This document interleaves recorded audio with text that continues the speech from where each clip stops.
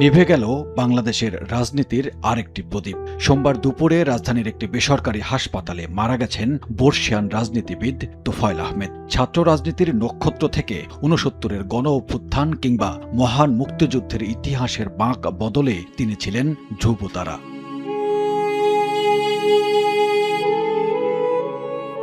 ৮ দশকের জীবনে রাজনীতির নানা চড়াই উত্তায় পেরোনো তোফায়েল আহমেদ দীর্ঘদিন ধরে ভুগছিলেন নিউমোনিয়াজনিত শ্বাসকষ্ট, হৃদরোগ সহ নানা জটিলতায়। তার মৃত্যুর খবরে ছুটে আসেন দীর্ঘদিনের সহকর্মী, রাজনীতিবিদ ও শুভানুধ্যায়ীরা। শেষবারের মতো তোফায়েল আহমেদের মরদেহ দেখার অপেক্ষায় জড়ো হন অনেকেই। এ সময় স্মৃতিচারণ করেন তারা। তার যে বলিষ্ঠ ভূমিকা, তার যে অবদান দেশ স্বাধীনতা মাতৃকার প্রতি, সেটা আমাদেরকে যুগ যুগ ধরে অনুপ্রেরণা যোগাবে। 1958 সাল থেকে আমি তোফায়েলকে চিনি। গণ অভ্যুত্থানের নায়ক, স্বাধীনতা যুদ্ধের সংগঠক, এদেশের গণতান্ত্রিক আন্দোলনের প্রথম সারির নেতা।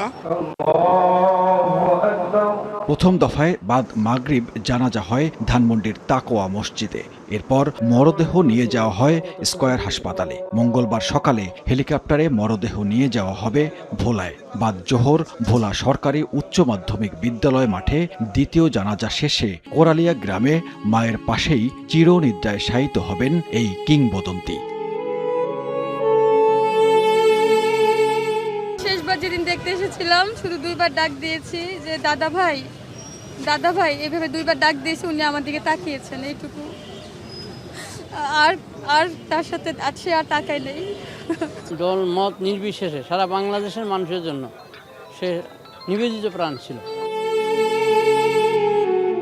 ছাত্রজীবন থেকে রাজনীতি যার পেশা ও নেশা। 1967 থেকে 69 ছিলেন ডাকসুর ভিপি। 69-এর গণ অভ্যুত্থানের নায়ক। মাত্র 27 বছর বয়সে 1970-এর নির্বাচনে পাকিস্তান পরিষদের সদস্য হন। মুক্তিযুদ্ধের অন্যতম সংগঠক, পরবর্তীতে শেখ মুজিবুর রহমানের ঘনিষ্ঠ সহচর। দীর্ঘ 6 দশকের রাজনৈতিক ক্যারিয়ারে 9 বার এমপি নির্বাচিত হন।